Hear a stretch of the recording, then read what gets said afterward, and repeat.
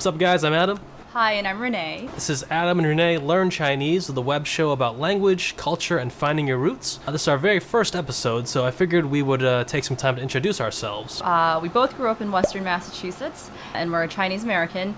And our mothers are sisters, and so that makes Adam my cousin.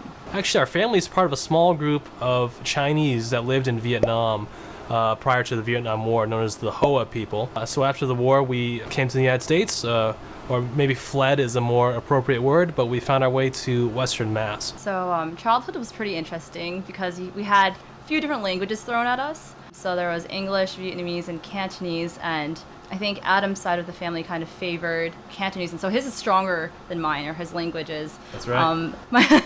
And so I'm kind of embarrassed to say, but my Chinese is slacking. It's pretty poor.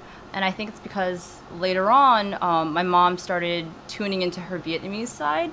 And so there I was kind of able to pick up like a few Vietnamese words also. But our parents grew up speaking both Vietnamese and Chinese, kind of the same way we are with English. Mm-hmm. I think Vietnamese was actually their main language. Wait, so what about your father, though? Because I feel like your dad never really, doesn't showcase his Vietnamese too often, right? And he speaks Chinese to your mom, right? I think that was like a conscious decision on their part to have us be exposed to Chinese, not Vietnamese. Okay. Still, I find that they exclusively speak Vietnamese just to hide what they're saying or conceal what they're saying, so we don't know. Yes, they do that. We recently went to a dim sum restaurant a few months back, and I think my mom was just very embarrassed because she couldn't get the waiter to understand exactly what she wanted to order. I do the exact same thing at the dim sum restaurant. I order like 4 dishes that I know how to say, and everything else I'm like, oh god, I don't want to put myself on the spot. I'll ask like one of my white friends, hey, can you order that? Like, you won't be ashamed to not know what it's called. I will be ashamed, so you can just do all the talking.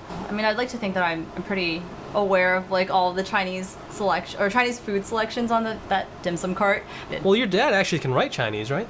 Yeah. So I think my dad can write in Chinese, and he has a really good grip on that Cantonese language. And I don't think that he's picked up Vietnamese as well. I think for him, he actually is much more on the Chinese side. Yeah, and I think that he also can understand Mandarin, but I'm not too positive. I don't know. Do you think can your parents understand Mandarin? Yeah. No. I feel like my dad knows a little bit of Mandarin.